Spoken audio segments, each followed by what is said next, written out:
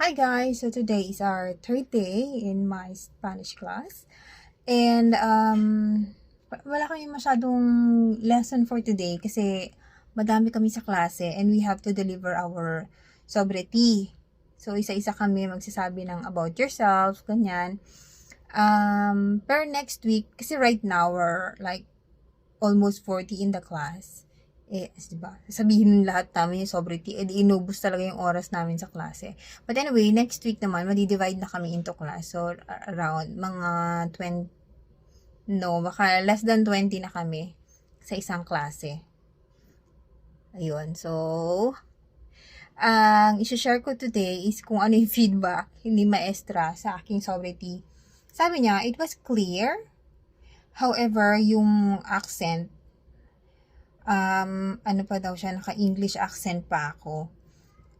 Malinaw yung pag-deliver, parang ganon. Pati yung accent, I have to immerse myself more sa English, sa Spanish language, I mean. So, I have to watch movies, tapos music, on how they speak the language. Okay, so yun din sabi na aking tutor dito sa bahay. Nung narinig niya ako na binasa ko yung aking sobriety, parang sabi niya, trying hard. Oh my gosh, I have to make it more natural daw. Like, how is natural, girl? So, ganito yung pagkakasabi ko nung aking sobriety. Ayan, kasi pwede ka naman, ano lang to, parang fill in the blanks. Meron na kaming template, tapos i-fill in the blanks mo lang. Pero hindi naman kailangan na totoo yung ilalagay mo, or pwede ka naman maggawa-gawa lang. Like, kung gusto mo ilagay na 18 anyos ka lang, pwede naman ganun. So, this is how I delivered my sobriety.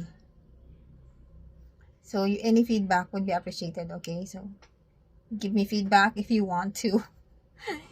Ito na nga. Hola, soy Chrissy. Tengo más de 30 años. Vivo en la provincia de Rizal, pero mi familia es de la provincia de Isabela. Estoy trabajando como una analista de contabilidad desde hace 13 años. Actualmente estoy estudiando español. Estudiando.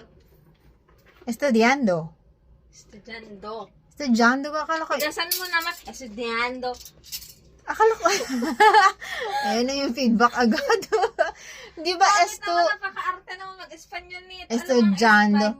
Sabi niya kasi dapat i-pronounce mo parang per letter. O, di estudiando. Or estudiando. Yun. O, ulit, estudiando. Ganon. Ikaw sa mo, baka very American ka naman. Estoy trabajando como una analista de contabilidad desde hace 13 años. Imagine naman nagsasalita ka ng Tagalog. Ganon. Ikaw kasi ang mind mo, English accent ka kasi. Hindi. Ano hindi? Arte-arte mo mag-ano pati kasi mo. Actualmente estoy estudiando español. Pwede na yun? Pwede na. Siguro. Ganun. Meron ako dito some questions. May nilista ako dito eh. Pwedeng pag-practicean.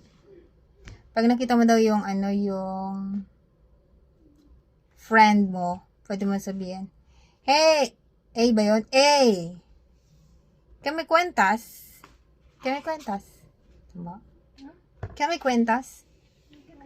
Anong latest, girl? Anong chika? Kami kwentas? Anong kwento? Anong chika? Anong chika? Ganun. Kwenta like Kwenta, pagar. Ano yung kwenta? Kwenta. kontar. Kontar. Yun nga, kukwenta. Kwento daw. Kaya may kwentas yan? Oo. The latest. Kami kwentas. Kami kwentas. Ay, yung ibang kaklase na ako. Parang hindi beginner. Ang gagaling na. Talaga. Sobra yung haba-haba na talagang minodify na nila yung kanilang sobriety. Translate lang yan. Hindi, yung iba kasi, yung nung college daw, meron silang Spanish class. Tapos, yung isa naman, nag-enroll na siya dyan sa school. Pero like, 3 weeks, nag-quit na siya. Ewan ko kung ano may Saan? Sa pinagdaanan. school? Diyan din. Ah.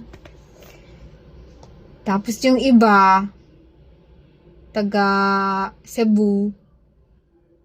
Cebu ba yun? Zamboanga ba yun? Yung Chavacano? Yun. Medyo, ano na rin, nakakapag-modify na rin sila. Yun, pero majority of the class naman are just like me, na beginner.